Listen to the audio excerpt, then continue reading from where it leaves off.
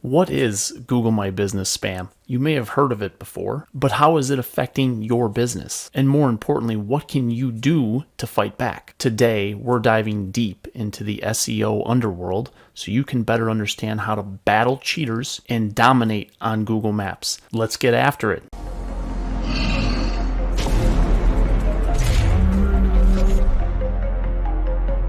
Hi there, I'm Joshua Crouch, founder of Relentless Digital, a digital marketing company built exclusively for home service companies. Before we get started with today's video, if you could do me a favor, like this video, subscribe to the channel down below, and leave a comment after watching. That means a great deal to me, and it allows me to put out future content to help you grow your business. In order to understand what Google My Business spam is, you first have to understand how marketing companies think. On your screen is Whitespark's 2020 local search ranking factors, where they interviewed and surveyed over 1,000 marketers to understand what they thought were the most important aspects of Google My Business. Whitespark took those findings from that survey and they put a top 50 list together. As you can see here, keywords in Google My Business title is number 2 overall. Anytime something has that big of an impact on rankings, you can bet that people will try to spam the system. What you also see here down at number 9 is the removal of spam listings through spam fighting having a significant ranking factor. That's why in today's video, we're going to teach you what spam is. We're also going to teach you how to fight it. That way you can increase your rankings on Google. So what does spam look like in the real world? So I typed in emergency plumber, New York. As you can see from the listings here, they're very, very similar. They share a lot of similar traits in their name. To be honest, if you're in the home service trades, these do not look like legitimate business names. The reason for this is because when you type in emergency plumber, New York, Google thinks the name of your business is a relevant ranking factor. So what they do is if you have those keywords in your business title, they will rank you based on that. The companies that do this are called rank and rent or lead generation listings. So what happens is they create listings, they use highly relevant key terms such as emergency plumbing, air conditioning installation, electrical panel replacement, things that usually turn into high dollar items for contractors. And then what they do is they get the phone calls, they verify the phone calls, and then they will sell the leads similar to Home Advisor or Angie's List or any of the other lead generation systems out there. So what does Google have to say about this? If you go to their Google My Business support page, according to Google My Business terms of service, you are supposed to represent your business as it's consistently represented and recognized in the real world across signage, stationery, and other branding. A lot of times when you are trying to identify what is spam, there are some key things that you can cut to the chase, if you will. And as you scroll down, you can start to see a pattern. Some obvious things that you can check are to pull up a company's website. So for instance, emergency plumbing and drain cleaning, we're going to open their website. Let's open 24-hour plumbing and New York City plumbing emergency. As you can see here, this says emergency sewers. So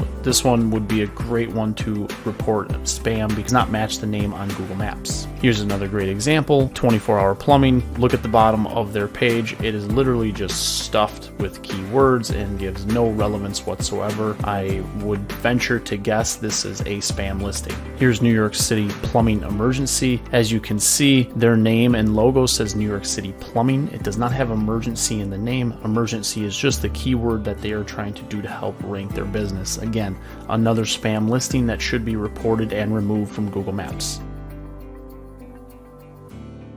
Alright, so now that you know how to identify Google Maps spam, we're going to go ahead and I'm going to show you the process to go ahead and remove this spam from Google Maps. First things first, so the listing that you found that you believe is spam, you want to click on that listing so it pops up just like this. What you want to get to here is suggest and edit. This is the first step in removing Google Maps spam. And the reason I mentioned this is the first step is this is sometimes one of the quickest ways to get Google My Business spam removed without having to go to the business redressal form, which we will cover in just a moment. So you're going to click suggest and edit. You're going to go to change name or other details. If for some reason you have a competitor that is closed or no longer in business, you can go to close or remove, but most of these you're going to go to change name or other details. Now from here, if you believe the business is legitimate but their name on Google Maps is incorrect, go ahead and just change the name here. If you remember from our earlier example, this was called emergency sewers. So for this one, I'm not going to try to close this one, I'm just going to change the name. And you can see down here, this is what their URL is, emergencysewers.com. Then you go ahead and send this. Google's going to give you a thank you for your feedback. When you are done making that suggested edit, you will see Google's reviewing your suggestion with the suggestion that you made. Now, a pro tip here, obviously you don't want to continue to do this and try to track which listings you have identified as spam and try to remove. So my best tip here would be to open a Google Sheet, put the name of the business, the reason that you made an edit, and some other form of identification, such as for us here, we can use the place ID, which is unique to every single business listing. To get the place ID, go to plepper.com, get the Google Chrome extension, and you will be able to easily find the place ID here. Now, for the purposes of this video, let's say this does not work and you have tried it a couple times. I will put a link to the Google My Business Redressal complaint form down in the description below, so that way you always have access to it. If you are planning on fighting spam this way, I would bookmark this, as this is an important page for you. When you use suggest and edit, from my understanding, that is usually a